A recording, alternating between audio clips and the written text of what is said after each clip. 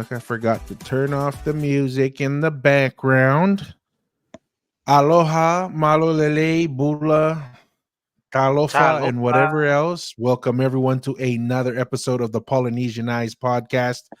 This is Tua coming in from South Central Texas, where it's a cool 95 degrees today was the high.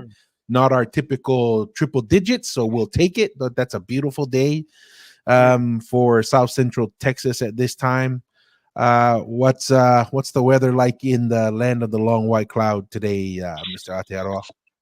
It's a wet one. Pretty much rained all day today here in Auckland. I'm looking outside my yard right now into the sky. It's still cloudy, but the rain has stopped. But pretty wet today. So I'm looking forward for maybe a couple more weeks, maybe of this type of weather before it starts getting warmer and drier. And looking forward to it. Speaking about rain, weather, and kind of unusual weather patterns, Masi, did you see that the Sahara is like green right now? No, Yeah, no. it's a Why are we little not talking about weird. this? Yeah. Well, So yeah, let me see if I can pull it up here real quick. But I yeah, I have. guess they've had a lot of rain Mm, going on in the Sahara, and it's like the latest satellite images are like showing like it's super greener. green in like the worst weather in the world.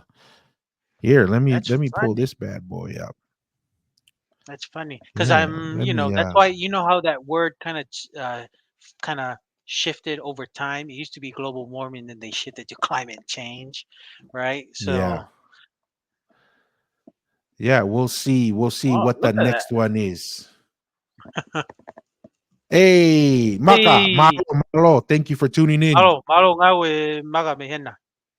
And Maka, we should definitely we need you to come and join us maybe over the weekend, maybe on Saturday or Oh, Sunday. We yeah, there's a couple items that Maka has his perspective on that yeah. maybe we could have some discussions on and go from Hey, good there. point.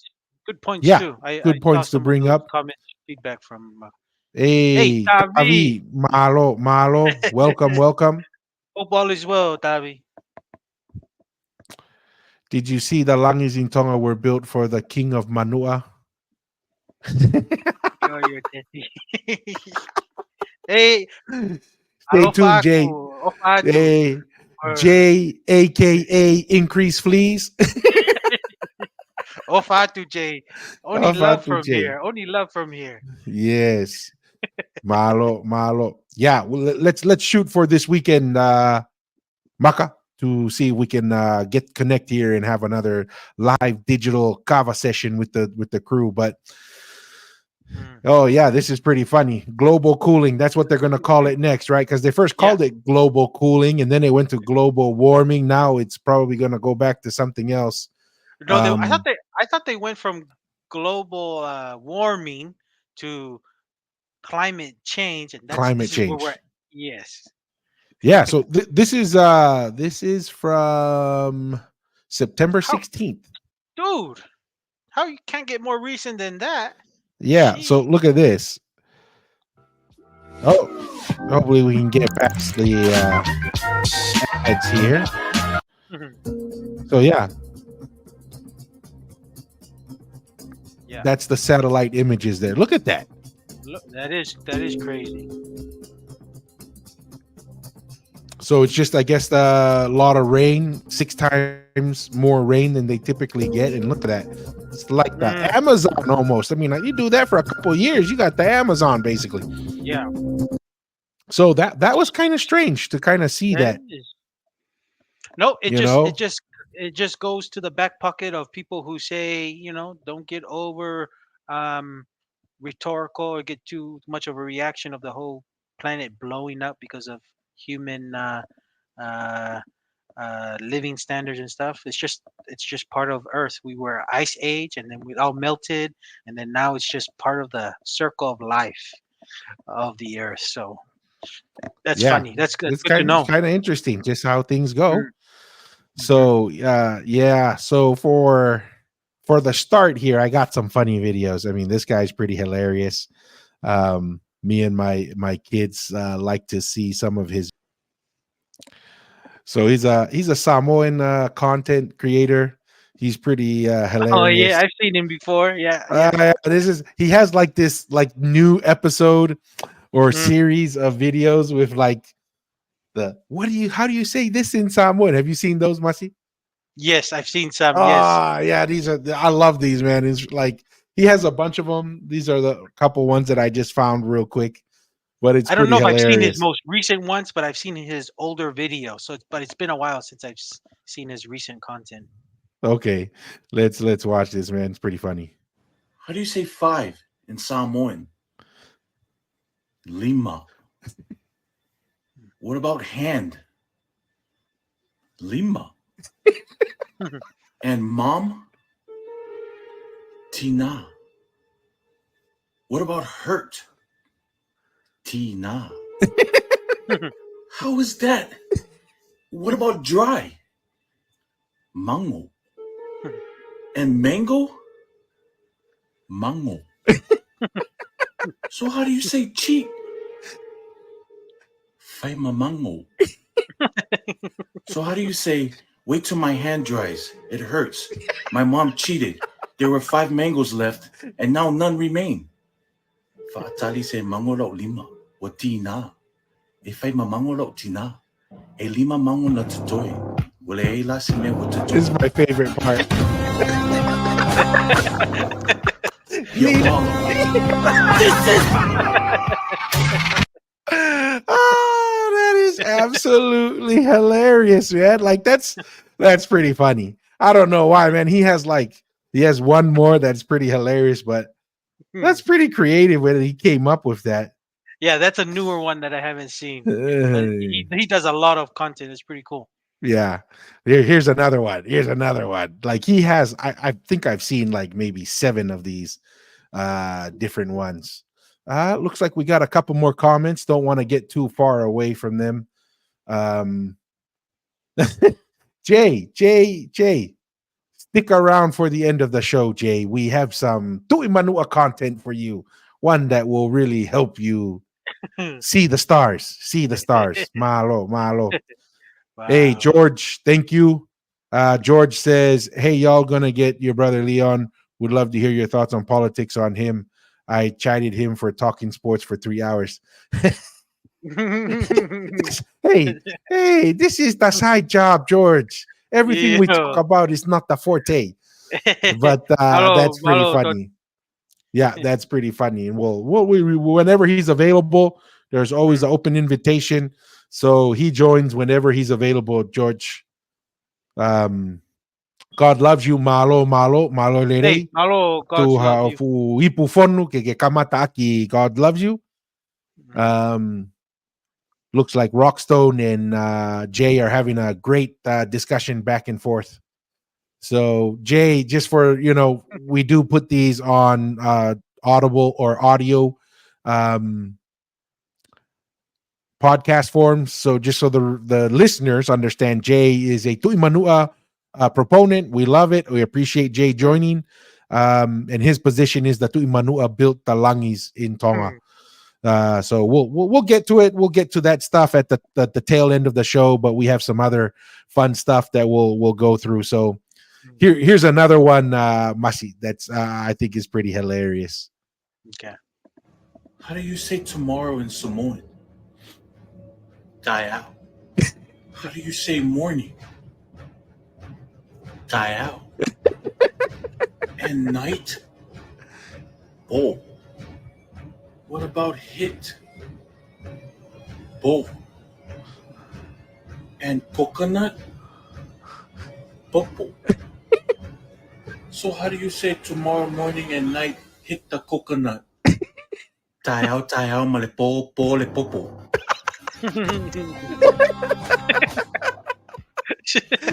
Ya wala. I love the sentences. They make like no sense, Yeah, yeah, Yeah, yeah. That was pretty no. funny. Yeah, he is pretty hilarious, man. It's pretty funny to kind of watch his sentences, but he's I don't know. I thought that was a fun way to start the show, was to show some of his Mm. content, because he's pretty active. He has one of the ones that I think is hilarious is he has like a series of ones of in the shower, right? Eh. What white people see when they're washing their face in the shower, and then what Polynesians see. There's one with a bar of soap that is absolutely hilarious. So, it's always great to see Polynesian content creators, and he's pretty creative. He's doing a pretty awesome job. Mm. So I thought that was a fun one to kind of start off with. But yeah, he is hilarious. Maka, absolutely. And George, he was fun. So I thought that was a good way to kind of get us rolling, get Mm. us relaxed, get Jay to feel comfortable. Sit down, Jay, do a couple stretches, have a couple cups of digital kava, relax the muscles, because we're gonna run up the mountains here at the end of the show. Run up the Ta'u Island Mountains. Is that the name of the island? Is it Ta'u or Ta'u? How do they say it in Manua Masi? Tau, yeah, Tau or Tau. Not too sure. Sweet. This is King Louis. Hey Toko, are the ruling class in Uvea Tongans or nah? I mean, the funny thing about that, King, is we kind of mentioned this a little bit. We speak of Uvea, Samoa, Tonga, Cook Islands. It's just when we say, oh, Tongans are the ruling class, there was no Tonga, Uvea, Samoa in the Polynesian nation. It was just one nation, right? And everybody was related. So it's kind of hard to say,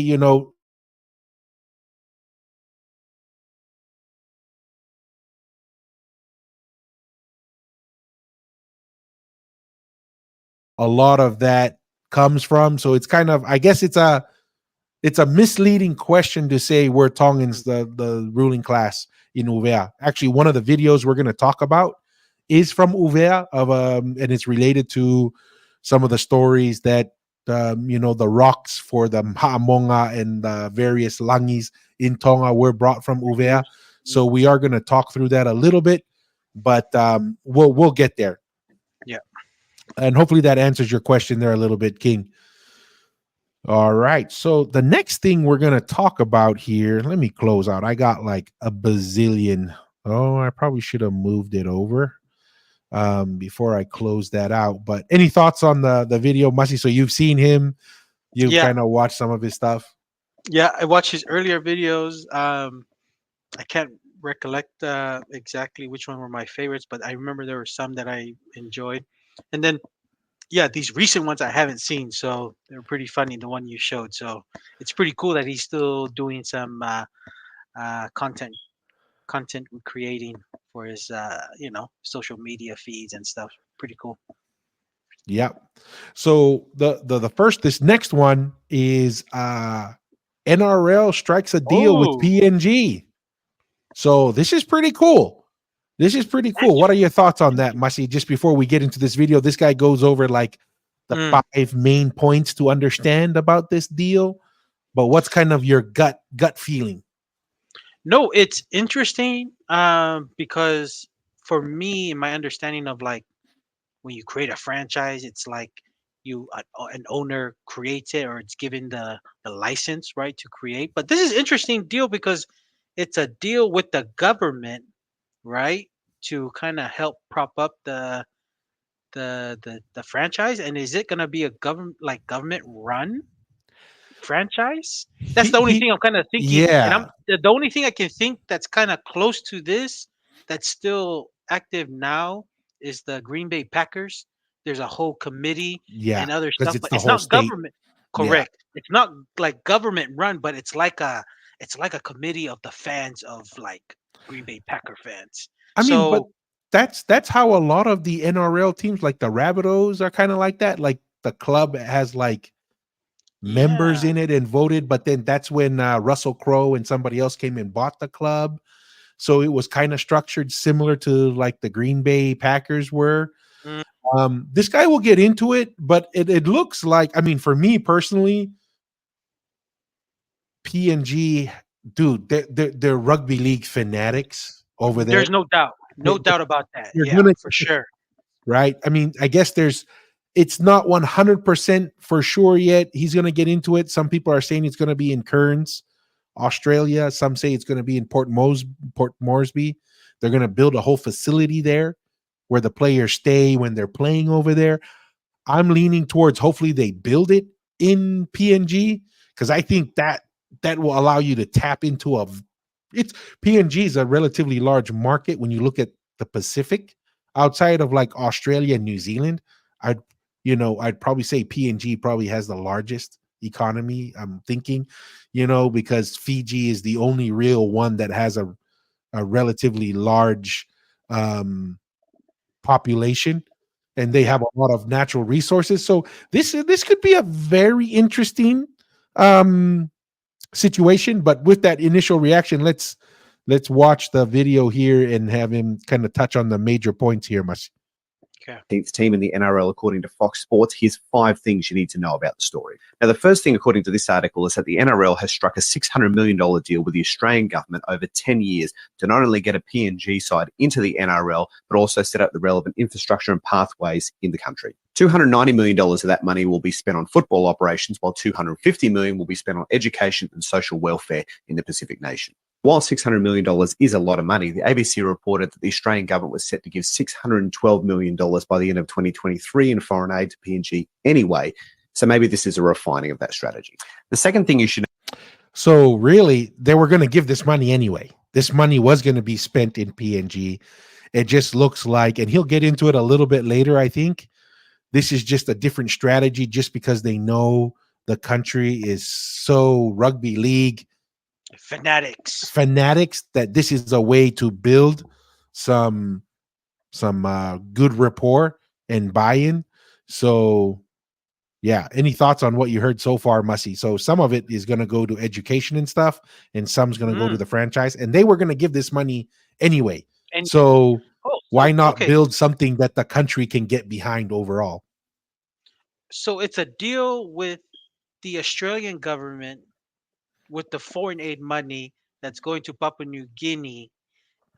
Okay, it's interesting. It sounds interesting. It's just deals that I'm not used to hearing that are constructed, but it's interesting. I'm interested to learn Have you more. ever heard of the PPP contract setups or public-private partnership setups? I've heard of the concept, but I don't know the details. Okay, I've heard like so public, this private. is so in construction, because obviously I'm in the construction field, the public-private partnerships was like it sounds like it's relatively similar to this. Like they would do like major roadways, right? You know how the toll systems work here. So typically how like a potential public-private partnership would be like this. The state or the federal government will say, hey, we'll come up with 50% of the funds. A private institution would come in with the other 50% and build it. And then let's say they would say, okay, we're going to charge a toll for the first 10 years of the road. That allows the private sector to get their investment back. Right. And then in theory, then after the 10 years, they get their investment, they hand over the road, and then the public now owns the road. So this seems to be somewhat of like some kind of offshoot of that same concept, right? The federal government in Australia was going to send this money anyway. So the question now becomes, what's the best way they can capitalize on this investment? And then the question now becomes, well, what's the goal here? What's the goal of trying to get one of the larger economies and countries in the Pacific to buy into this whole system? Oh, looks like the official chaplain of the group, Brown Monk, has showed up. Malolere have a digital kava cup on us. Brown Monk, welcome. So let's jump back in here. Now, is that earlier reports about the team had them being based out of Cairns, where this new bid would see them play out of their own little mini city in Port Moresby, built and set up to house players and their families. The third thing you need to know is that this bid is heavily political. From an internal point of view, the Prime Minister of PNG, James Marape, described it not as a matter of sport, but of national unity. But in a broader context, the Asia-Pacific region is becoming quite politically tense, with nations being asked to choose their allegiance between China and the West. With recent reports of nations like the Solomon Islands making security pacts with China, it's become a pressing issue for Australia and the US to maintain good relations in the Pacific using soft diplomacy, and sport is at the center of that strategy. Right there. I think that's the strategy right there. It's the money, but what's another way we can get emotional tie and allegiance? Dude, have an NRL. I mean, you're gonna tell me if I was a PNG citizen, I love the NRL, and the Australian government says, hey, look, we can help you get an NRL team. We'll give you some money. And it's a big enough market that it could be financially self-sustaining, right? If you come in, build the facilities, they have enough people, they have a large enough market. This could be a really self-sustaining project. Yeah. I mean, if you were to do something like this in Tonga, Samoa, Fiji, maybe a little bit better. But Tonga, Samoa, unfortunately, we just don't have the market size. You know, we're a $600 million investment where you're going to get, you know, tens of thousands of people consistently showing up. TV rights, right? In the PNG, it's a big enough market. Maybe there's enough TV rights. You know, I don't know. It just seems to me more financially viable with the PNG. Those are kind of my thoughts so far. So are they saying that it will be based out of, is it Cairns, and then play with some cities and some home games will be in Port Moresby? No, what they're saying is the initial thought was going to be in Cairns, which is a city in Australia, and maybe that's looks like we have Mr. Casual Observer here joining us. Hey Lee, how you doing? Hey guys, can you guys hear me? Yeah, we can hear you. We can hear you. So we're just kind of running through some of the NRL news of the proposal for the PNG team.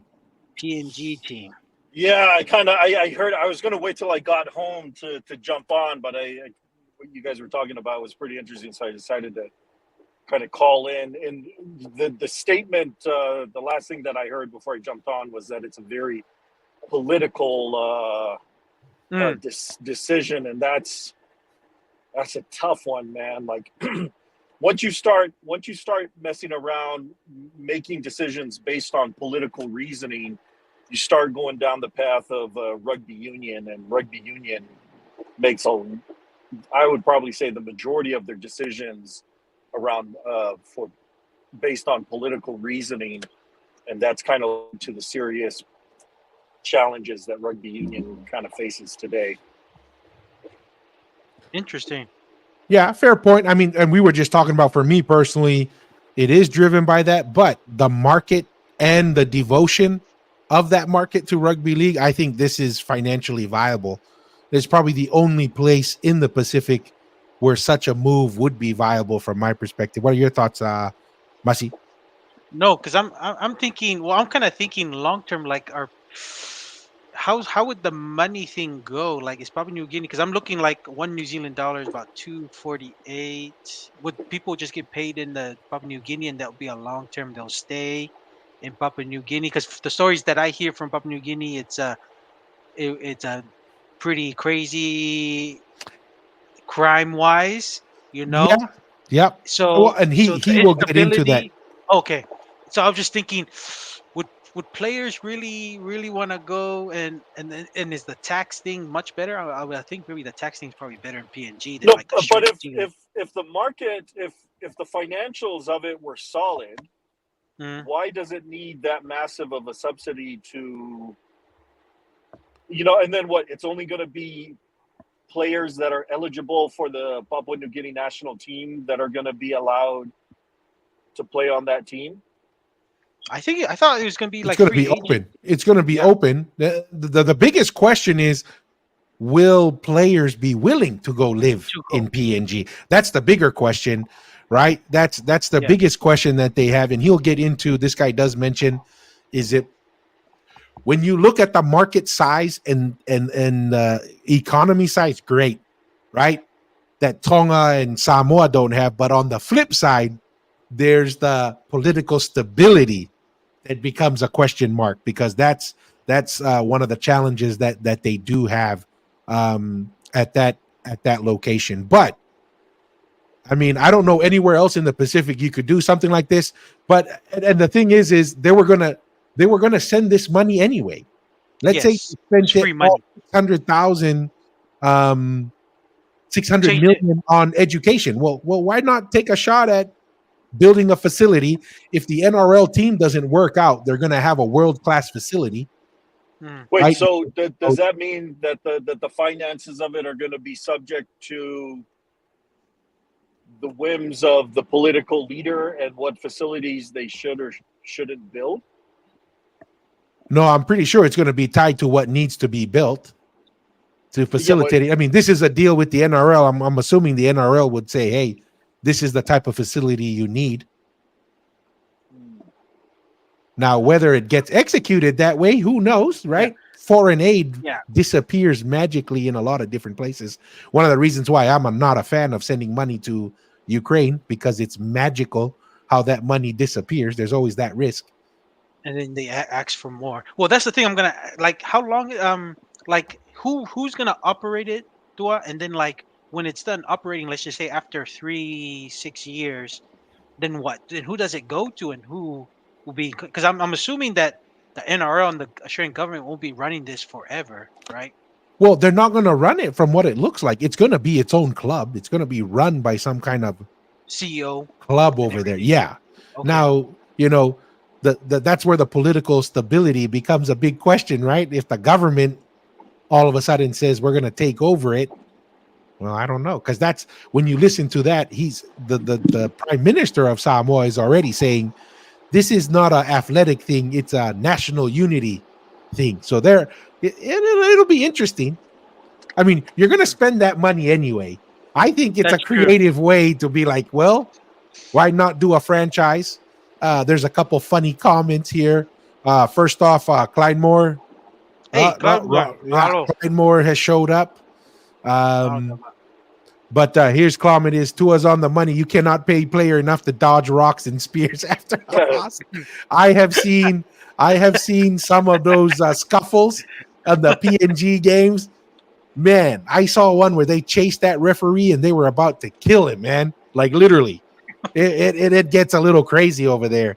But here's the interesting thing. You look at the PNG team, I want to say 80% of the PNG national team are domestic players. They have a pretty robust domestic competition. The question is that domestic competition deep enough to be competitive at the NRL? Over right? time, it will. Well, and that's the thing. Yeah. Over time, it could be, because look at what Fiji has done in Super Rugby.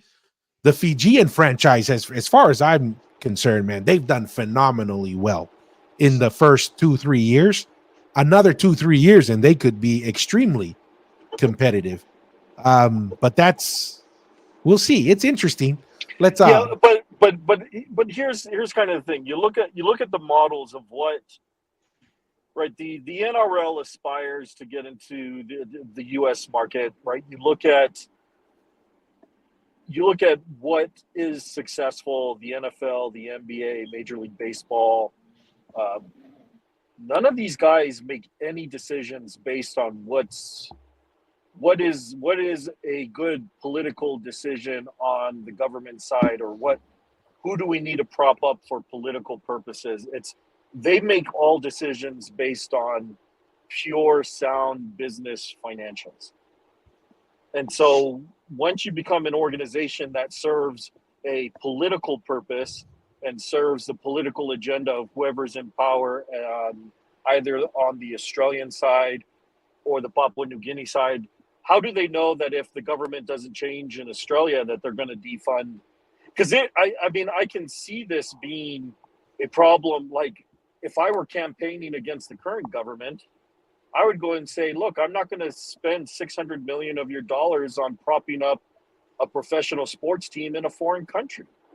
Like, that just seems like a super easy Achilles heel or an easy target on the opposition to say, you're going to spend $600 million on a foreign sports team. Like, imagine how well that's going to go over with the electorate. And if it becomes an issue where the opposition party uses it to campaign against those who are currently in power, how quickly do you think that funding goes away once the opposition takes control? Maybe. I mean, that's no different than if a bank changes CEO and they decide not to fund something anymore. I mean, those things can happen. I mean, it has its weaknesses being political, but from my perspective, they're going to spend that money anyway. No, but imagine that. Like, imagine the United States says, we're going to spend $600 million supporting a professional sports team in Ukraine for political purposes. Like, imagine the headlines of where that's going to fly. And they're going to get a vote of every senator, every congressional representative who says you support sending $600 million to Ukraine to support a professional sports team there. Well, dude, they do that all the time. They build bridges to the middle of nowhere that are tens of millions of dollars. You're just going to have a big omnibus bill. If we were to look at what's in these pork-filled bills, it would make investing in an NRL team look like a glorious idea from my perspective. When you look at spending $2 million to see if, the cold lasts longer than 2 weeks. I mean, it's to me, it's, when it gets political, yeah, it has its risks, but it's the same thing. I mean, we in construction, you could have the best builder, you could have the best idea, and the bank says, yeah, I'm going to fund your project, and then for whatever reason it falls apart just before. I mean, no deal is going to be a slam dunk ever. I've seen the greatest deals fall apart right in front of my eyes when I thought the deal was done. But for me, if they were going to, it's a great opportunity for the NRL, right? We're gonna expand into a market that they already have been looking at. They've been talking about this expansion previously, even with internal money. The fact that the federal government's gonna front that bill and possibly pay for it. I mean, I don't see why I wouldn't, if I was either the NRL or the government. I don't see why I wouldn't take this deal. No, but PNG, go ahead. They're going to learn the same thing that the NFL and NBA has learned, right? How much government money did the LA Rams take to build their stadium in LA? I don't know. Zero. Probably zero. Yeah. Tax, but they got probably huge. They taxes. got offered. Yes. You see, the Yes. Patriots got offered $1.2 billion from the state of Connecticut to build their stadium out there, and they turned it down.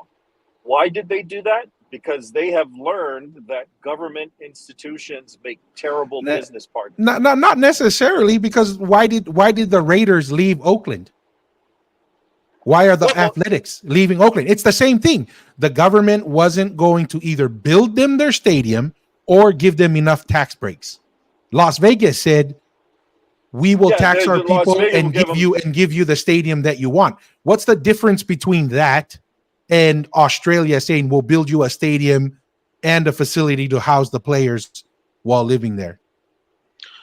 I'm just thinking for NRL, they're going to be happy about it. But then the Australian government, of course, they're not going to be able to outspend the Chinese. But investing in a sport that it has emotion, that the people are emotionally. That's the smart move for it, right? They're not gonna, so that even China is going to outspend Australia no matter what. But Australia will have some strong sway if they were able to build something that the people and they love. The government leaders. Can you imagine the average PNG rugby league lover who's like, we're going to get an NRL team? They're watching NRL as it is, right? And they love it. And then to say, we're going to have our own team.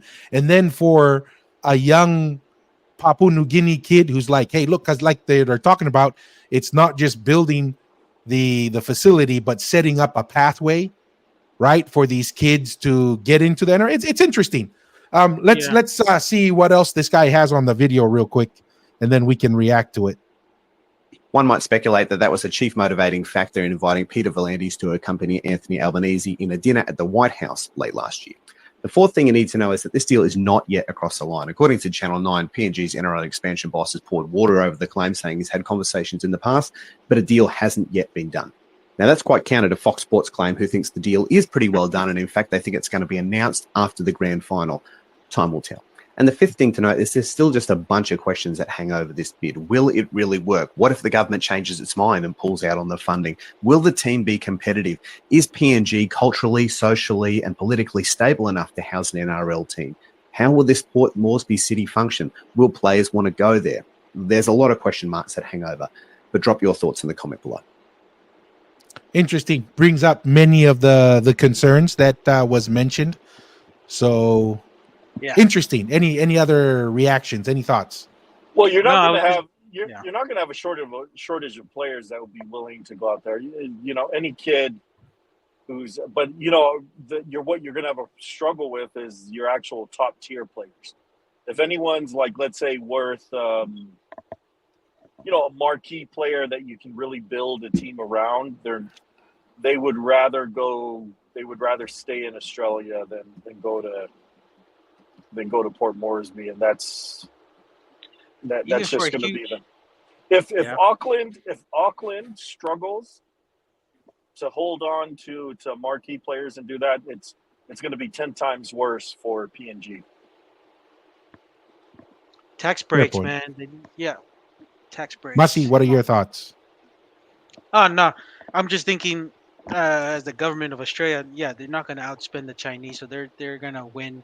They want to do something that's going to be emotionally tied to the people that can have a sway, because the only people that can really outspend the Chinese will be the Americans, and Australians just being very smart. And if they pull it through, you'll see how it goes. I do have concerns with the sustainability.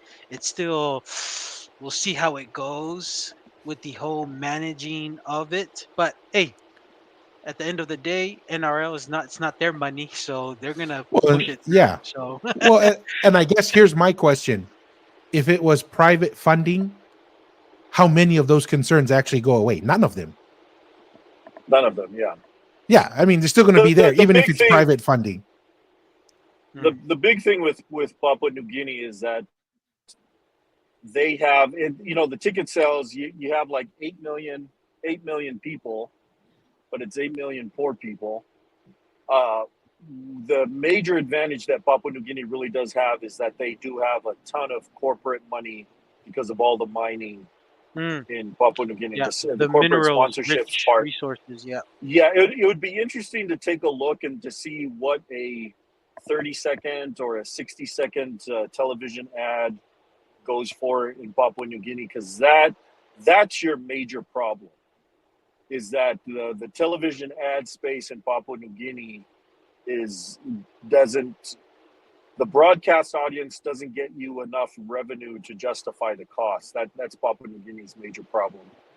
But what is it? Isn't Papua New Guinea the same time zone with like Australia and like New Zealand? So wouldn't that Yeah. be I mean, advertised? I think the furthest point, if you go to Australia's northernmost point, it's only 13 miles. It's something crazy. It's like it's 13 miles, 10 miles from Papua New Guinea. They're super close to each other.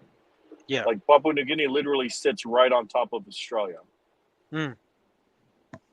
Yeah, I mean, and honestly, if you can't do it in the PNG, maybe Fiji is the only hope with Super Rugby, but there's no chance for anyone else out there. Yeah. I mean, PNG is the best shot we got in the Pacific, besides Australia and New Zealand. I do like the idea. I think it'll be probably a much faster and much more sustainable. Maybe they do a transition. If they do it from, what's it, Cairns? That Kearns, northern yeah. Kearns. They do it from Kearns and then play Just take home some game or games play every some, once in a while. yes, to Port Moresby, and then if it's feasible and the club is making money, it's a self-sustaining, and then it's functioning properly, and then you can do a transition to go to Port Moresby or something. But I do like currents and then transitioning maybe over time. But yeah, Yeah. I mean that's what I'm thinking. Okay. Yeah. It's interesting. We'll see how it goes. This is to me kind of like the first time, see something relatively big coming out Yeah, of rugby league expansion into the Pacific. for Rugby sure. union has already done it.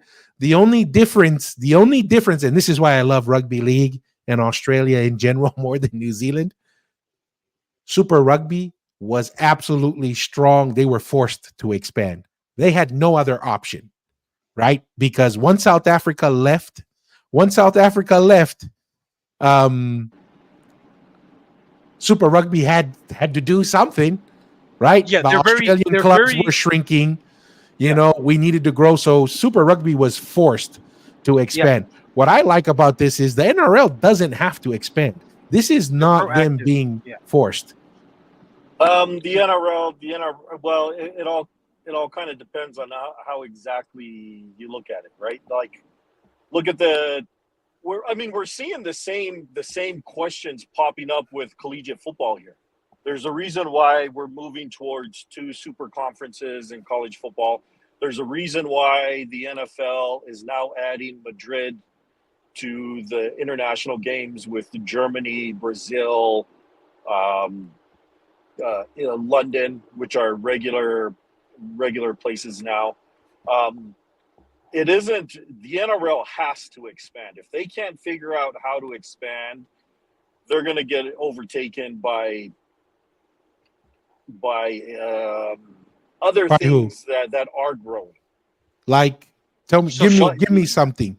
Give me something that's going Here, to overtake the NRL in the the next NFL, 15 years. the NFL doesn't spend. Oh, in the next 15 years, the NFL doesn't spend any money, and you're already getting television audiences that are competing with major sports in Australia as far as television sizes go. The growth of the NBA, interest in the NBA, interest in the NFL in Australia, with zero spending there from either the NBA or the NFL, is actually a major threat to the organization, because the degree of penetration of these sports into the Australian and New Zealand markets are a massive problem. And NZRU doesn't. I don't know. Maybe we've had conversations with NZRU and they didn't understand their demographics are rapidly aging. I mean, there's a reason why they're spending $200 million to try and get some sort of a footprint inside the U.S. Right, and the fact that cornhole has a larger audience on television here, pro cornhole, than the NRL games is I mean, that would scare me to death if I was the NRL. Me personally, I wouldn't be. I wouldn't be. I mean, NFL tried expansion into Europe. That obviously fell through. It wasn't successful. Really, the biggest play is television. Wait. Hold on. You're saying that venture into Europe wasn't successful? Yeah, where is it? It used to be heavily involved with the NFL. Yeah. Okay. They took one NFL game to Germany. No. I'm not talking about the games. I'm talking about the competition. The NFL competition in Europe. That was not successful, and that was heavily engaging with the NFL. Wait. What do you mean? What do you mean that laid the foundation? That gave the NFL the information that they knew they could get traction in Europe. Without that competition and what they learned from the European market from that experience, you wouldn't see the commissioner saying, yes, we know that we can support 4 NFL franchises in Europe. So you can't say that wasn't successful. Well, if they could, then why did it die out? Why? I mean, the ideal situation would be similar to like what Mussy described earlier. You have a franchise there, right? You have a competition there that eventually turns into a franchise that plays. It obviously was not to that level. You could say they got market data, but the reality is it didn't sustain itself. It didn't grow, and honestly, for me personally, Wait, do you know it took you know how many people were in line to buy tickets for that game that they had in Munich? yeah, but those, I mean, I understand, but those are for like single games of actual. But what you give me another game anywhere on the planet where you can sell a 77,000 seat stadium out in like 12 minutes. I would like to see that against the World Cup soccer games. I guarantee those are probably pretty high demand. I don't know what would be. Sure. I mean, yeah, the World Cup soccer games, but is that a professional league? Yeah, but it's a game that happens maybe once every 6-7 years. No, they're going to start taking 2 games to Germany. They're going to add Madrid. Like, these games are selling out in minutes, and that doesn't happen. Okay, once a year. Okay. I mean, I'm just saying. My point is, that doesn't necessarily mean you can sustain a competition. No, they're going to take Europe will get 4 NFL franchises, and they're going to have 100 billionaires lining up. This is like the lottery ticket for billionaires, right? Jeff Bezos, when he was the richest man on the planet, couldn't get an NFL franchise. So the richest man in the world couldn't get an NFL franchise. So you're going to have 100 billionaires lining up, bidding, you're going to be falling over themselves to get the rights to NFL franchises in Europe. Yeah, maybe. That's possible. What other competition? And when you can say, hey, look, we've had these games here, and we have 1 million people in line waiting to buy tickets, and we have games that sell out in 12 minutes. So my question is, why haven't they done it? And when do you think they're going to do it? If it's like that, they're going to do it when? In 2 years? If billionaires are like punching each other to buy, in what? Oh, absolutely. Oh, yeah, 100%. No. So when do you think they're going to have it? When do you think they'll have the franchise? I think they'll actually expand. Right, there's 32 now. I think they jump to 40. They'll have a team in Mexico. They'll take a team back to St. Louis. They'll take a team back to San Diego. They'll do a team in probably Toronto, and then they'll add the teams in Europe. So the NFL is probably going to go from 32 teams to 40. That's my in what guess. time frame? What time frame? Do you think? 10 to 15. 10 years? I would probably say they maybe at best 3 teams. And even then, history has shown the NFL is extremely hesitant to expand. Extremely hesitant, even within the U.S. Well, even within the U.S., I mean, and we've seen this. It's because expansion is also very dangerous.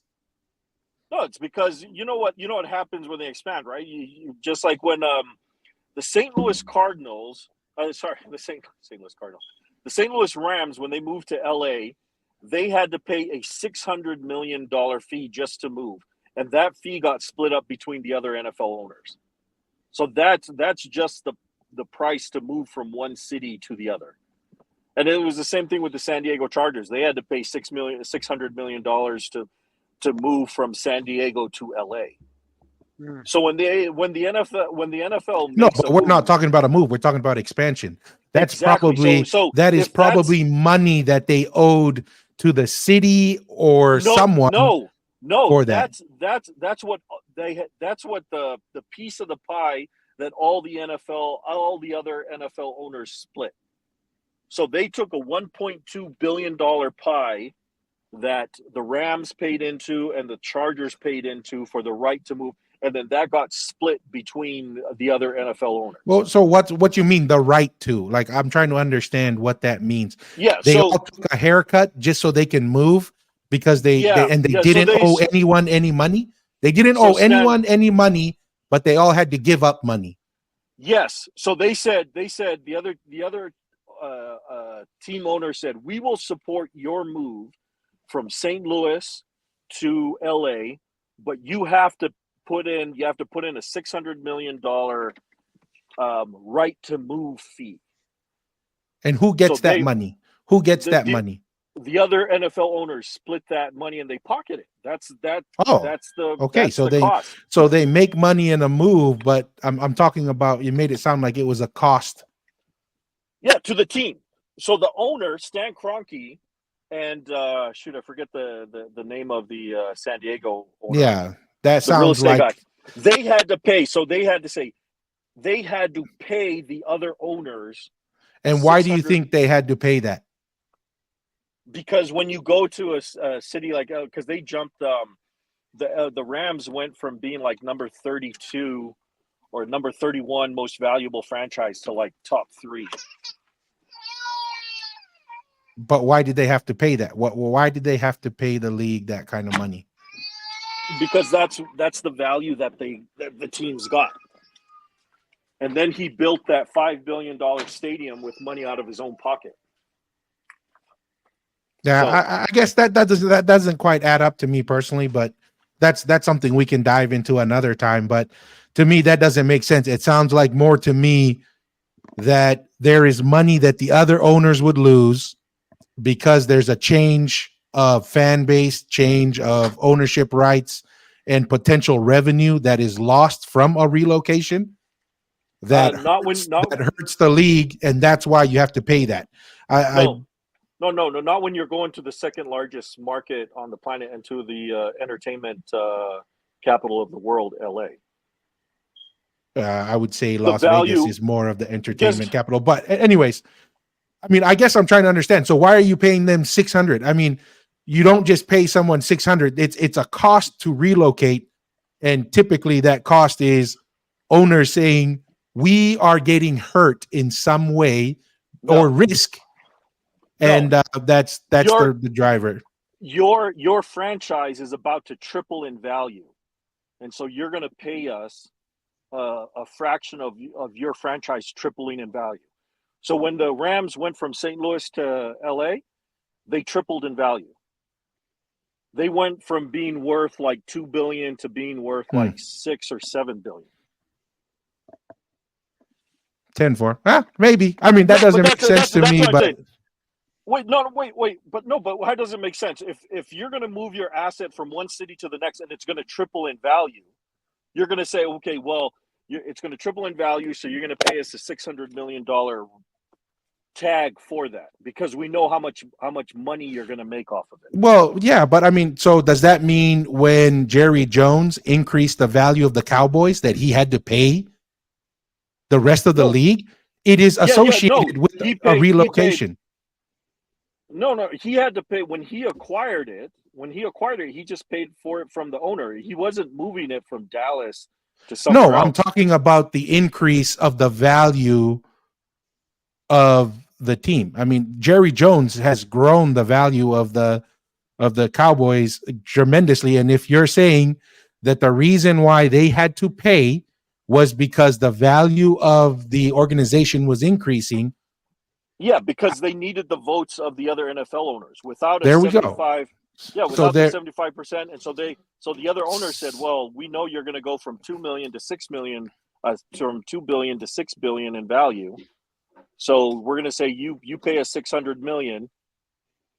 And it sounds like more to me like they were buying votes. Because if the franchise increases in value, that's a good thing for the league overall. Right? No, that's what I'm saying. So it's a positive. So to me is, no, I needed you to agree. I will pay you X amount of dollars as a cost to relocate. Yes, because the original plan was it was actually going to be a joint venture between the San Diego Chargers and the Raiders. And they were going to build their stadium in Carson, I think it was, before the Rams and the Rams had their proposal voted on by the owners. And the funny thing is in that NFL meeting, remember, you need 75% vote from the owners.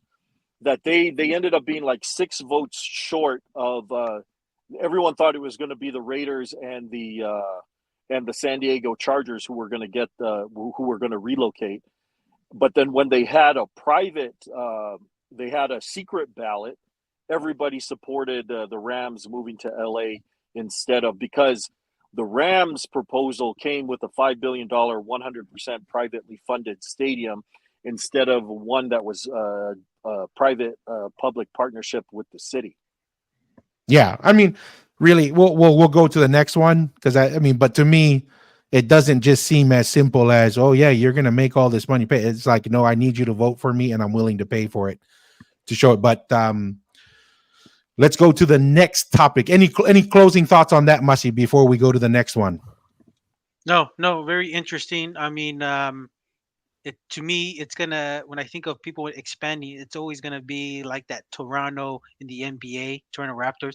A lot of players tend, if that's their only choice, they're gonna go there. But if they have other choices, they don't want to go to Canada because of the tax stuff. So I'm just thinking, Yeah, when this whole expansion does happen, it does play an influence. When one country really is the source of the players, it's gonna be like their last choice, just like how like the Toronto Raptors had to work extra harder to win their championship, just to certain attract the trades right and stuff. players. Yes, because I know that is a big deal because no one has the best tax uh, breaks than America. So Well, and that's the thing. Look at Toronto. That's kind of interesting point. Look at Toronto. Even after they won it, the team fell apart. Even after they won a yeah, championship, you would think like, hey, let's keep this together, and see if we can get. It was, hey, we won. Let's get out of here. yeah, Here, Kawhi, this next. Kawhi, Oh, go left. ahead, Yeah. Mussy. No, I was gonna say that their hard thing is they can't keep a lot of quite a few core of the team to stay together, like Golden State and some of the other teams. Kawhi, once he won his championship, he was out. Yeah, Even he was LA, gone. even LA, with Was we more all know favorable. California, more favorable than staying in Canada. Yeah. So here the next topic here we're gonna touch on is we've talked about Tonga Rugby Union's problems, right? Where the Ikaletahi are paying for their hotel at the World Cup. They're not getting paid. They're, trying to practice at public parks. and those challenges. We also talked about Samoa Rugby Union with the financial situation that they're in right now. This is kind of interesting. This one is, I guess, Fiji is not immune to the similar kind of drama. I guess the captain of Fiji, and there was some little drama with the Fijian Rugby Union at the last World Cup. So let's just watch this video and then have a reaction to that. The Rugby Union has responded to former Flying Fijians captain Waisea Nathalevu's allegations and is saddened, but By the way, I love the sign language there in the corner. Maria Fiji.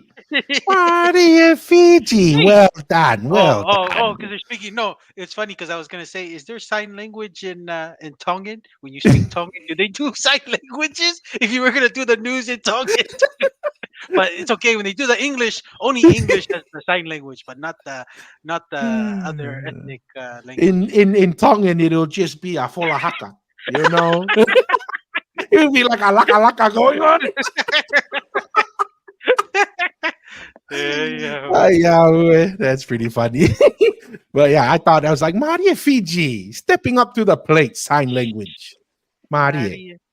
concerned by his comments. He has brought up issues and made serious accusations against the team at Rugby House. FRU says it's a serious accusation of corruption at Fiji Rugby, and Nathalevu should have been asked to specify exactly what he means by this statement. According to the Fiji Rugby Union statement, the trustees took responsibility for Fiji Rugby in May 2023, 4 months before the Rugby World Cup, and at that time the biggest priority was in finding the funding to get the Flying Fijians into camp to train and then to play in the World Cup and return to their clubs. After negotiations, it was agreed that each Flying Fijian squad member would receive a sign-off fee of $30,000 and an allowance of $500 per day from 16 July to 15 October 2023. Man, imagine if the other islands could get that kind of money.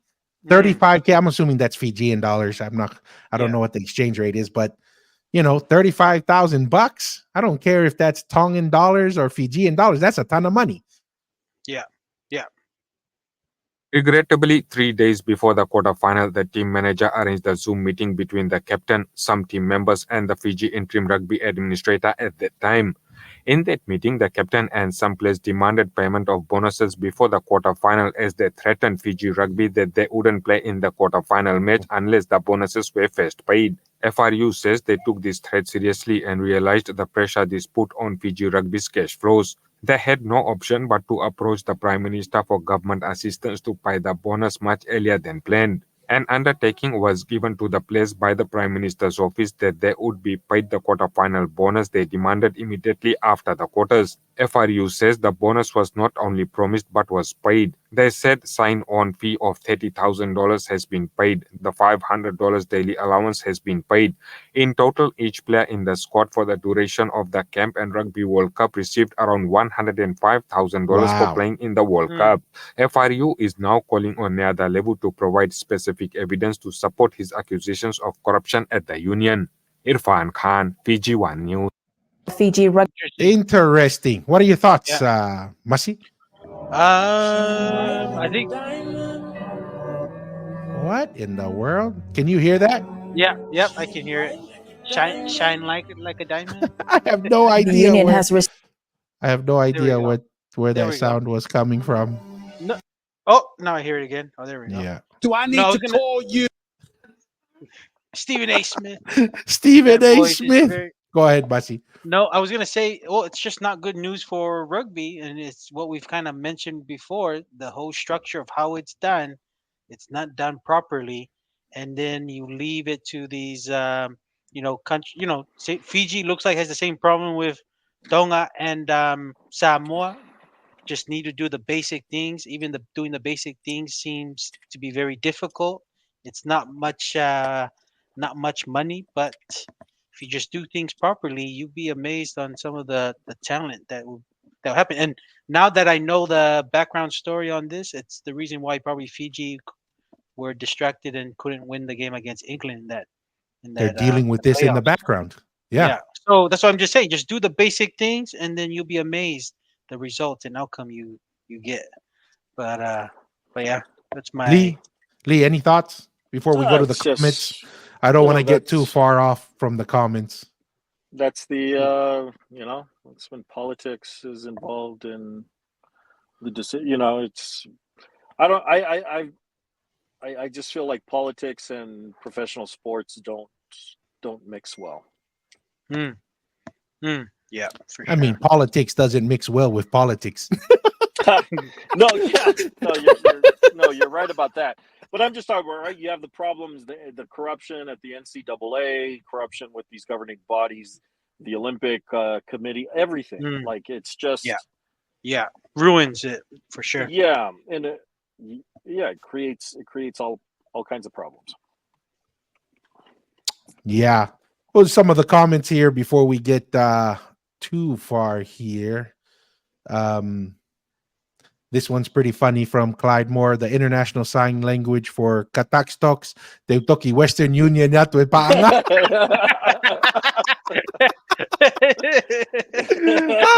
That's pretty hilarious right there. Brown Monk over here is saying that he 30K Fijians around 15K US. That's dude, that's not much, huh? It's not much for professional sports, but for compared to Tonga and Samoa, that's big money right there. And that would be a big deal for their family in Fiji. You know what I mean?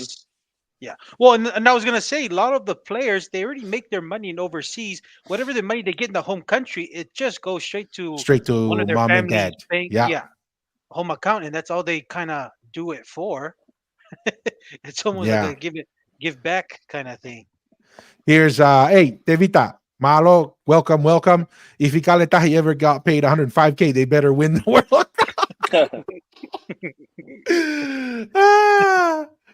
Yeah, not only they win the World Cup, but they will be guaranteed pay for their own hotel at the World Cup. Yeah.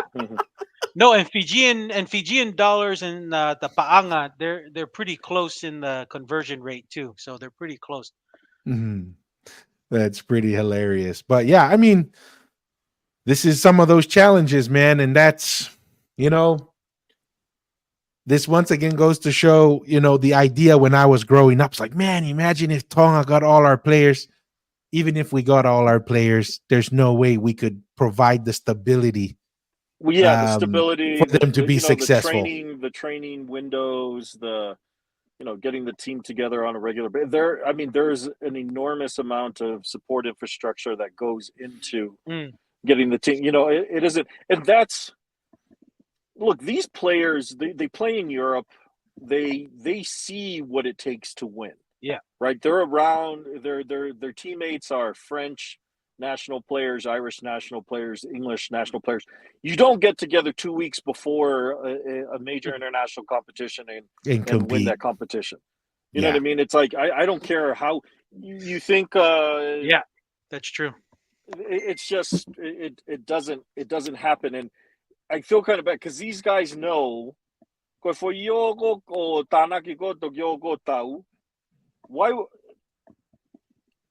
would they really risk their bodies that they're using to feed their families and take care of everybody? Why would they really put that on the line when they know the preparation has not taken place to put them into a position to win?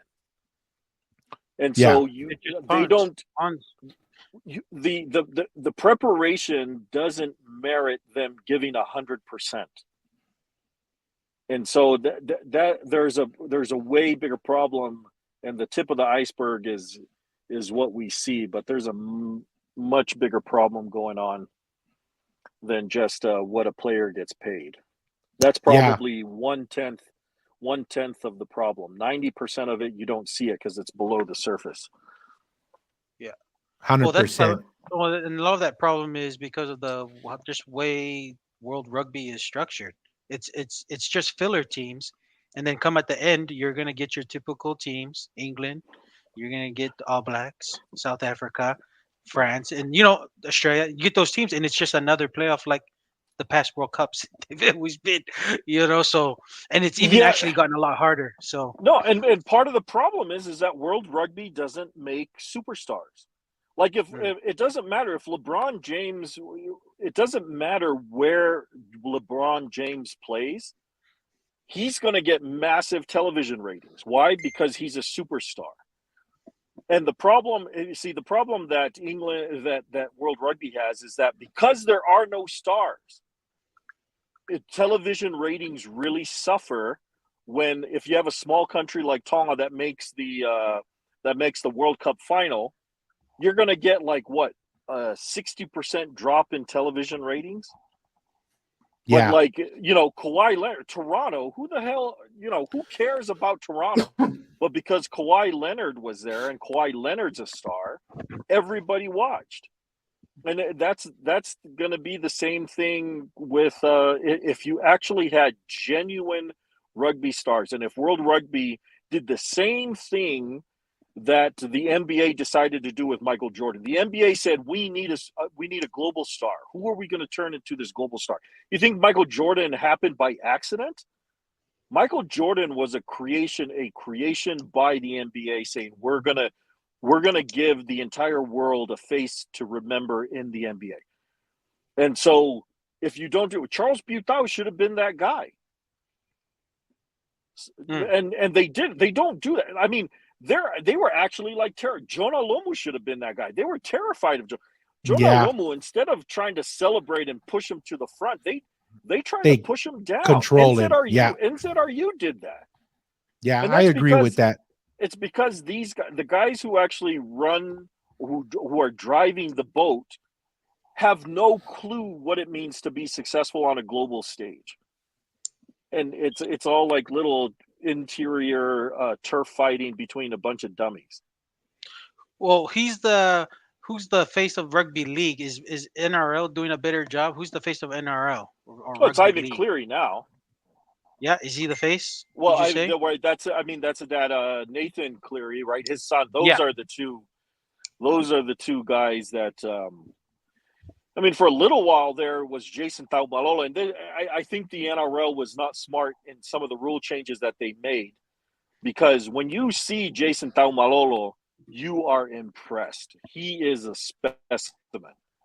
But then with the bunch of the rule changes that they made, they've kind of diminished the role and the value of those big bodies in the middle.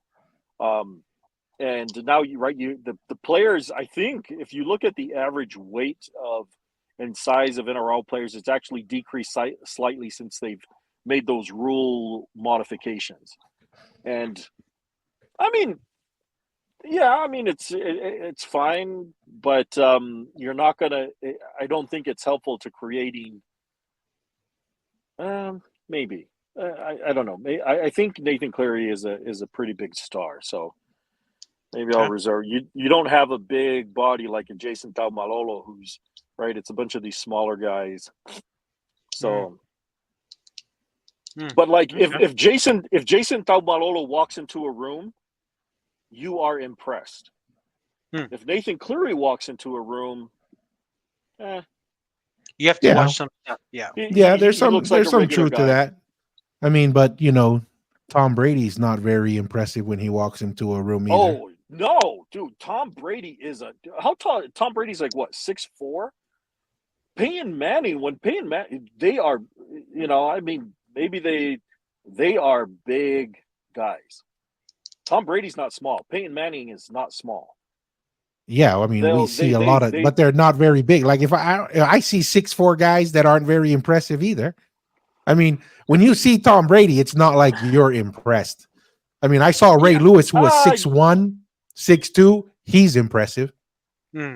I mean, you have to be like over 6 foot. But Tom Brady walks into it with dude. There's a reason why he does the commercials that he's on, right? He's like he's the best looking guy in the room.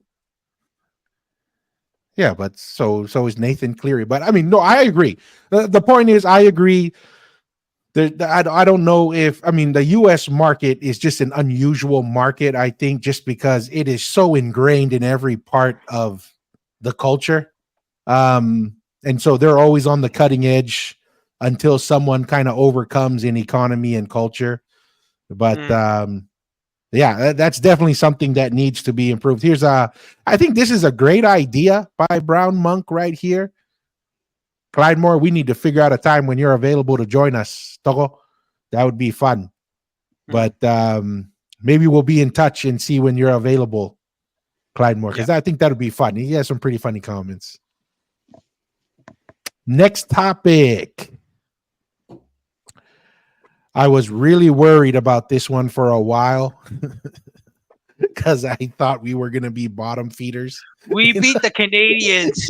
Malo, yeah, we got it. Malo. Is this? We can't go any lower. So is this the end? We're gonna start. Yes. Yeah. I mean, we lost. I met with some. I met at our corporate office a few weeks ago with some Spaniards. Right? They flew in from Spain, and we met them, and it was kind of hilarious to talk with them. One of them's a rugby guy, and we were talking about we lost. I was like, oh man, we were suffering. It's like I told him your comment, Mussy. It's like, what's really sad is my brother said, how do we lose to a soccer nation? And the guy just cracked up. You know what? That's true. Our rugby team is terrible. Well, not that terrible because we got smoked. I'm pretty sure if you go to somewhere in Madrid or Barcelona and say you guys have a rugby team, the person will look confused and then question like, what? What is that? You guys beat the Kingdom of Tonga, who's been playing rugby for a long time, and it's their number one sport. It's crazy, man. Yes. Hey, Water Bears. Oh, Water Bears. The official PR rep of the Polynesianized podcast. I saw in the earlier comments there, Water Bears, that you may be having a little too much fun. I think Water Bears is skipping the kava and maybe inhaling something. And I won't go. We'll leave it at that. But he confessed. Water Bears, you need to have a direct chat to the chaplain, Brown Monk, for those type of conversations, for the confessions. Hey, it's for medicinal purposes. Hey, Water Bears, hey? Medicinal purposes. Marie, vai ni, hayane aupito. Marie, vai ni. We need a taco shop in Vaini named Water Bears Tacos. Oh, wow. So that'd be a great mix there, Water Bears. Here's a couple other interesting comments here. World Rugby needs to control television rights for all rugby tournaments globally to create those type of stories and heroes, but that will never happen. It'll have to learn from international soccer. That's probably their best option right now. Yeah, man, they've. Well, the They international have. soccer, right? FIFA, they do a pretty good job on like highlighting, especially like Messi and what's that, Ronaldo. They really highlight their kind of soccer stars. So obviously, soccer is catching up. So obviously, maybe rugby needs to follow something like what Clymer is kind of saying. Yeah. Here's another interesting. Tom got terrible reviews about his physique. What makes Tom Brady impressive now is his physique for his age, right? Yes. That the way he's been able to build up. I mean, when we say quote unquote build up, I just saw a video. His pliability was his thing. Well, I mean, I just saw a video of him with no shirt on a boat somewhere, maybe in Florida, because he has a house in Miami, I hear. And he still looks somewhat similar to the guy who was in the NFL Combine. The only difference is he's got some good tone, a good tan, but not too much changed. I think Tom Brady still holds the record for the lowest 40 at the Combine for a quarterback. Oh, man. Oh, Wada Bears has strong opinions. You know what, Wada Bears, man? I love Andy Reid with the Chiefs. But the more I watch some of these, reports on what the referees will and won't call with the Chiefs, it's kind of getting like you can't avoid it. It's like the 2020 election, right? You can only avoid if it looks like a fish and it smells like a fish and it swims. No. I don't know, man. I know people say the NFL. Why would you need it? Is well, here, let me say this. The NFL is rigged. And it is rigged to try and make sure that no team is dominant. It's actually rigged in a way to screw you if you're at the top. If you win the Super Bowl, you go last in the NFL draft. That you get all the hardest games. The NFL does everything it can to get somebody else to win the competition. You play all the division leaders. You're right. All your guys want to get paid. The team breaks up. The fact that you can hold a team together and actually have dynasties. The NFL they do everything they can to prevent dynasties from happening because it's not good for the game when dynasties actually do happen. You actually want if you look at who wins their division, I think it's close to like 60-70% turnover on who wins the division, moving up, all of those kinds of things. Unless you're the Browns. Well, no, yeah. I was gonna think that what the Chiefs are proving, if you just, and this is why everyone's just saying the quarterback's just gonna be more valuable. If you just have a good coach and a good quarterback, you're gonna be able to maneuver through these NFL's rigged obstacles, because they do make it very difficult, kind of like what Lee was saying. But I was thinking, I watched the interview with Steven Adams, and he did say, when people were saying like with the fouls, he did say in the NBA before All-Star break, before the refs are very, like, any little thing they'll call like a foul. Yeah. But he says once after the All-Star, and he said the NBA is doing this with intention. After the All-Star break, at the end, he said then the fouls it gets a little bit more physical. Yeah, it's to that. So who knows? Maybe the NFL just like federal government and politics has weaknesses, so does businesses, right? Everybody makes decisions off of money and influence. And yes, if you're from a small market, and it's a 50-50 call. I mean, let's just look at but the Kansas NBA. City's a small market. Yeah, but Taylor Swift is with them. But yeah, I mean, what I'm saying is this: is whether it's a small market or not, the NBA has a documented history of referees directly Yeah. getting involved in games. So Yeah. it's not a long stretch to go from the NBA to the NFL and say, No. is there a chance? Oh, please. Mm. The NFL is not some saint of an organization. They are they have their own problems. But here's some other comments.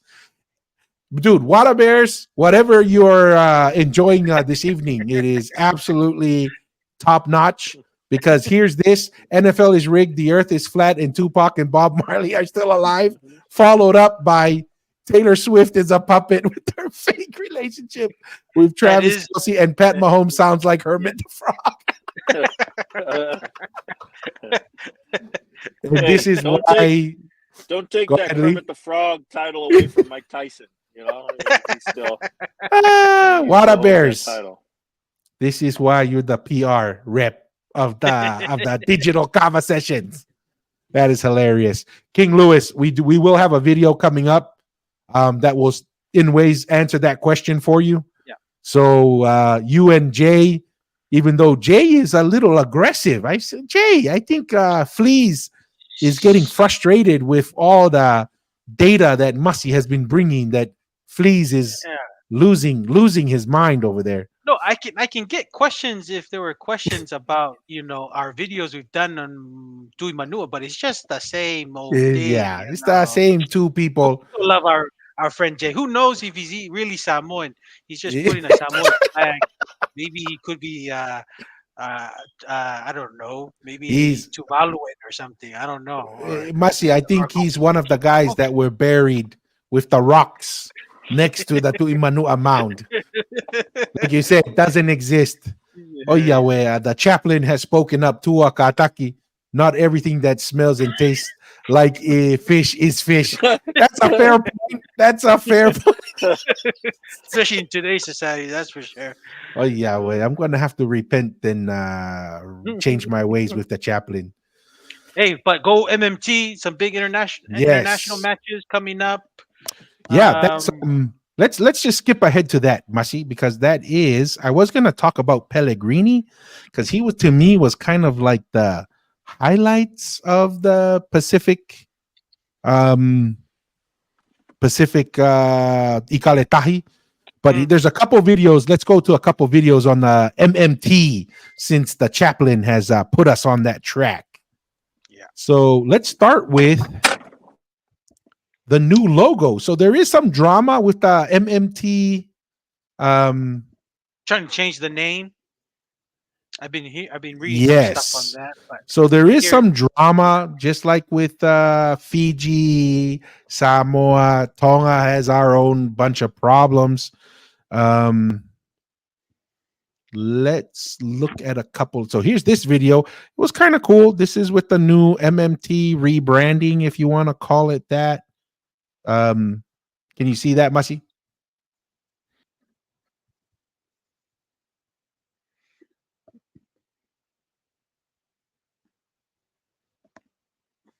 it's pretty Tika. Not bad. So it's the new logo, right? I like it. So it's pretty good. I like it. It's pretty cool. I mean, I thought that was a cool little video to explain all the elements of the logo. So yeah, any thoughts? Any thoughts from the to the video? No, I like it. I'm a fan of the new logo. But I did read some stuff. They were trying to change the name, or who knows? But it's not that. Maybe it's just social media kind of pushing that narrative forward. But I guess there's still some internal stuff that's still going on in the background. So the International Rugby League is going to move the rights supposedly to this new organization. So that's why? Why because is that? of some kind of issue with the Tonga National Rugby League. So that's kind of, I don't know. It seems to be legit that may happen, Masi. And I guess the Kautoa is, that's where that name comes from. With that thing of the hymn. I mean, it's hard to beat Matema Tonga, man. I mean, that's hard to beat. But I saw an interview of a representative, I think, of the TNRL, the Tonga National Rugby League, that they say they own the name Matema Tonga. And it was kind of funny because the guy who was getting interviewed, I don't know if he's the secretary or rep, that's like, so who owns the Matemat Tonga? Oh, Tonga National Rugby League. And who owns Tonga National Rugby League? Oh, the clubs. And who owns the clubs? The people in the clubs.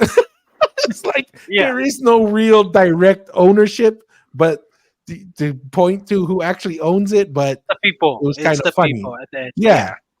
So, I mean, if that is the case, man, and if International Rugby League has moved on and given the rights to this new organization, just give up the name, man, for the sake of the people in the country.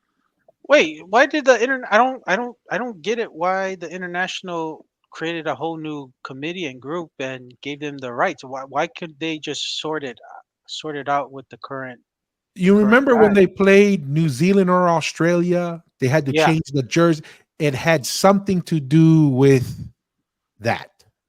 There was some like your favorite coach, Christian Wolf. They had some issues. I think the old regime tried to get rid of him. He pushed back, and there was a power struggle of some sort that led to See, this. yes, and if we go into it now, it looks like the old regime had the right thing. They saw something that Christian I knew Wolf. you were gonna say. I knew. So, hey, I mean, I don't know where Lee stands, but Christian Wolf, you think he still needs to stay on Matematonga until the next World Cup? I've already told Tua that Christian Wolf, I don't know how many World Cups our original players are getting old. Tamalolo he's not playing at his best, but I think it's because of his club is not using him properly. But Christian Wolf, that's why these international games are going to be a big testament. If he ends up losing, like I said, we need to move on. It's part of it's kind of having that mentality of being we're the Alabamas now. We have the players. We just need a certain leader to lead us. And I still don't think Christian is our guy. Tonga already has a national brand and players that we can attract high level NRL coaches that are willing to coach for Tonga. But that's just me. I don't know. It's kind of hard to move on to who and what based on what criteria. Like it can get a lot worse than Christian Wolf. You think so? Oh yeah. I mean, do you think the selection processes that these major institutions go through, like Alabama, like Michigan, Notre Dame, even BYU, like they're not easy things to do, And I think if it was up to me, I would stick with the guys who kind of put it together first, because we're not in a position like we can't even figure out what we're doing with the team name, let alone. Fair point. That's true. Fair point. Yeah. Well, and that's always been all the small island states, Fiji, Samoa, Achilles it's heel. the leadership within what you have, the resources you have, and to optimize it. That's always been the struggle. Yeah. But yeah, we'll see how it goes. Hey, Sakalia. Malo, Sakalia. Malo, thank you for joining us. Clyde Moore says that sounds like the TNRL, maybe just like Tonga Rugby Union, spending a lot of money but no receipt. No, there is no money. That's it's even like with the Fiji stuff. They don't have money. There is no money. Well, compared to U.S. expectations, but I know, it's like 30K Fijian dollars, man, that can buy you a lot of curry. Yeah, but that's still that does nothing. Like if 15,000 US per player, what's that going to do for the national organization? Nothing.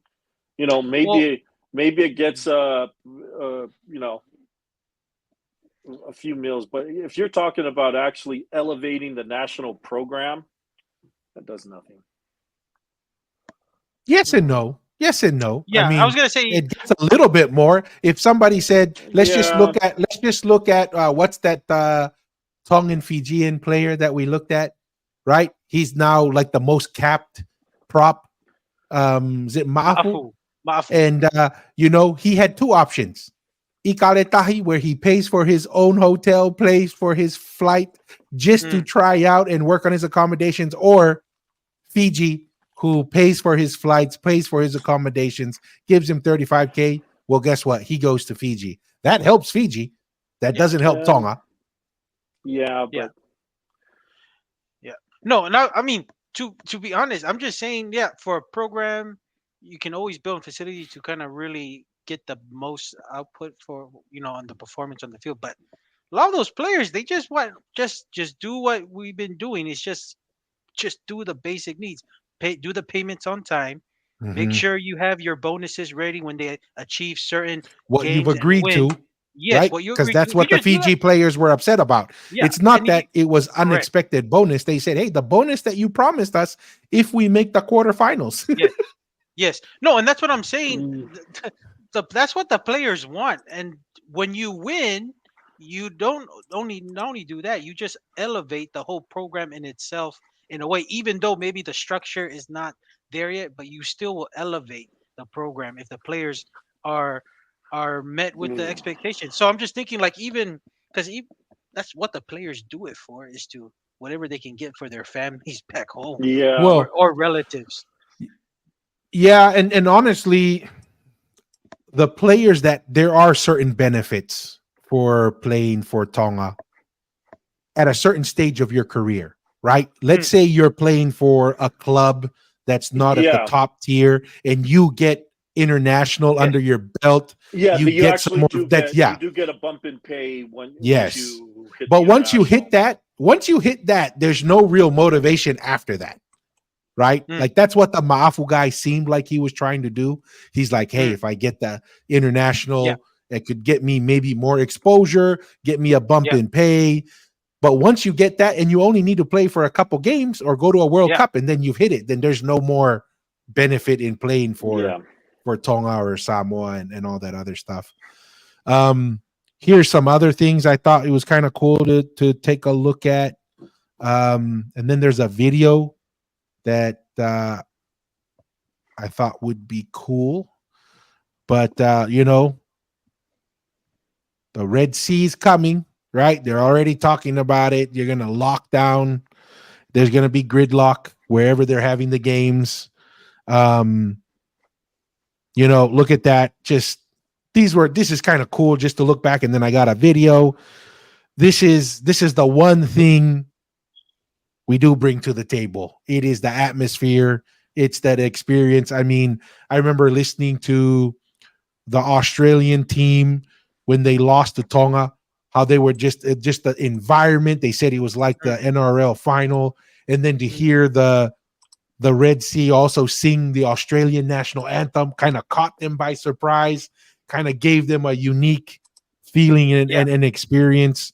Um, and then also, the England team when they played against Tonga in the semifinal, right? And he Yeah. described that environment. He just what the Red Sea brings to the table is just very rare kind of experience and atmosphere that Yeah. it can Yeah. change a No, and this lot.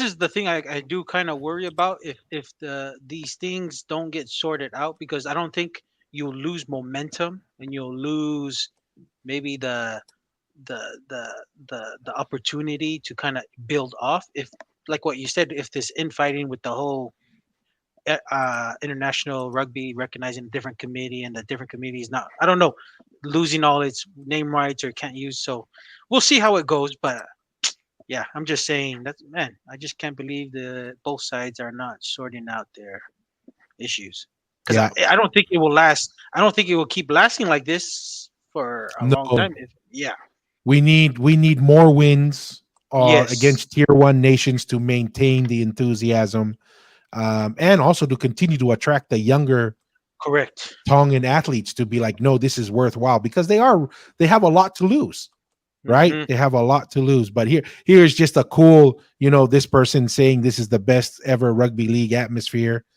Um,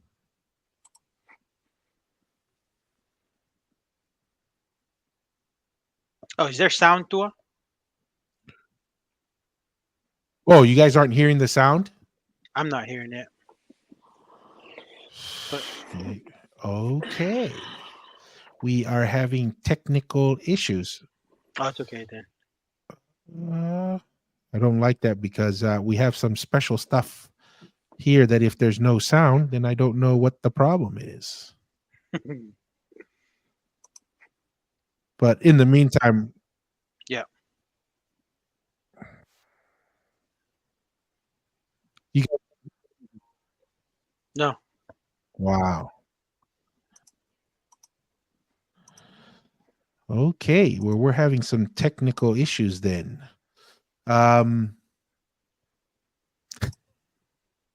JJ, this man, I do admire Jay's consistency in sticking around. Looks like we're having some issues. Jay wants me to fix. Malo Jay for the support. You know, Oh, Jay. let me try another video here real quick, and hopefully we don't have that issue. You know what? I know why. Let's redo this. We're going to skip over to some other topics here real quick. And hopefully, let me know if you don't hear sound with this one.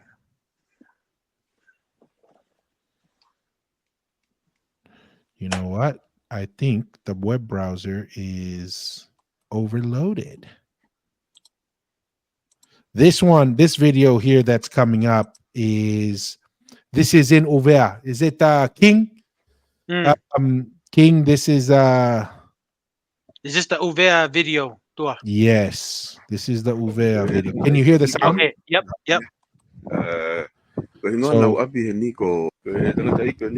So interesting. So this is a gentleman from Uvea, from Mulikihaamea, right? Very, very recognizable name to Ihatakalawa, the last to Ihatakalawa. So he says he's a descendant of the Mulikihaamea, and it looks like a Tongan brothers over there. And this is where they say the Ha'amonga rocks were cut from and shipped to Tonga, according to their legend. And, you know, there's also oral history in Tonga that states the same as well, that many of some of the stones for the Ha'amonga and from Ewa, from Uvea. So, yeah, this is kind of that video referencing that.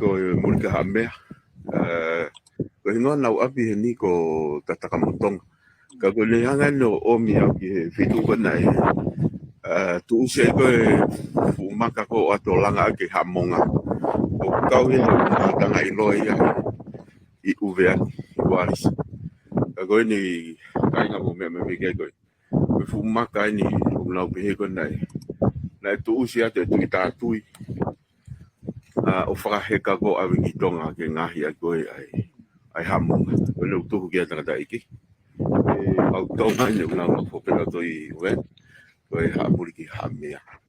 Nada ikoni bisnis lahia he. Moi nada koni ko mafio uvea. Kagoi fumakan. Fumakan nai. Ki hamonga. Ko historia witu. Ete au mai. Kagoi. All of the I have been a young dog. But now I'm with it. Yeah.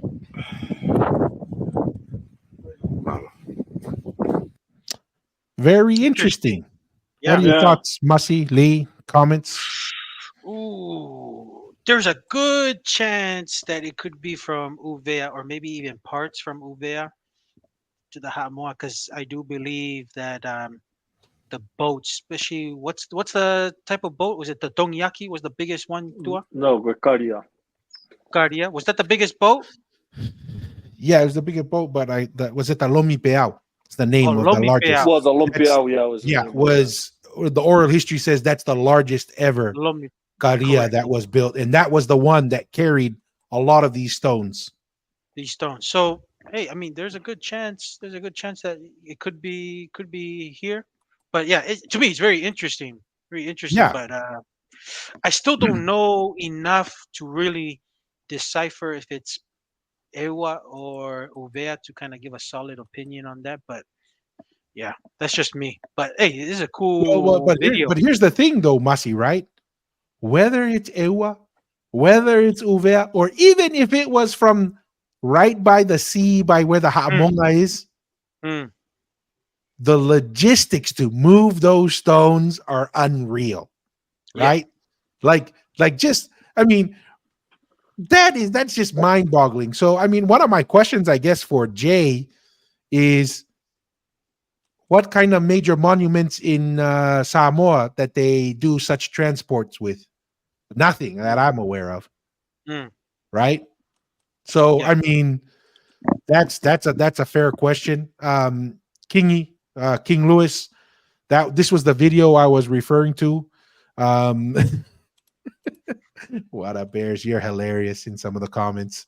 But I mean, this just to think of. I mean, these are what 20 to 40 Yeah. tons Yeah. rocks, even in today's construction efforts. This would be a major feat, right?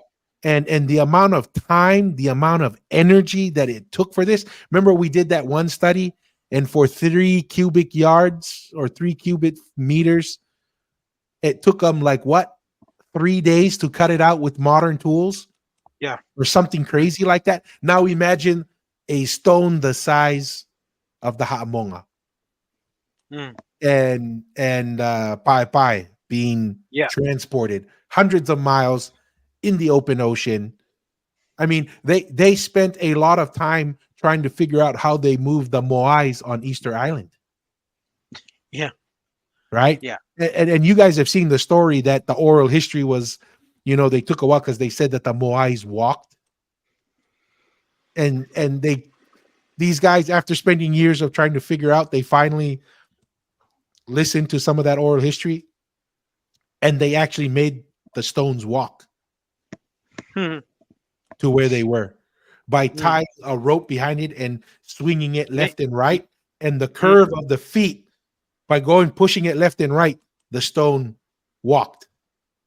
Right? So here you have oral history in Uvea saying this is where they cut the stone. You have oral history in Tonga where they say, yeah, some of these major stones came from Uvea, some came Mm. from Ewa and other places. But these are significant. These are not small feats. And honestly, when you think of an empire, you would think of feats like this, right? Yeah. Like some of the people who say, oh, people who believe that Tuitonga was an empire, you hold on to your ruins.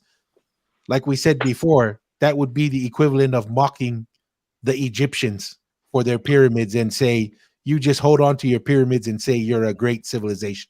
Yeah. And the faces of their pharaohs and all of that.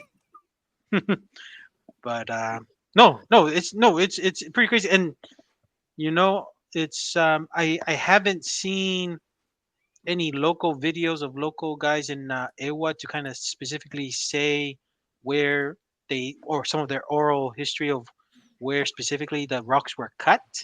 But Yeah. it's pretty cool, after seeing this video, I was like, and then having a local Uvean person that's that's that knows the area and the island to show specifically where, and just looking at the rock, it's pretty close to what the Ha'amonga will look like. So, Yeah. I mean, and obviously it looks like something was cut there, right? Pretty Yeah. straight. Yeah. It has edges. The funny thing is, koe motua ko nei rea, koe motua tonga, eh? Mm, Yeah, but the guy touching the that's rock, there. yeah, is from Okay, But he because says, he says the place that his home in Uvea is called the Takamotonga. He said, Takamoto. And he's a Murigi Ha'amea. His name is Murigi Ha'amea.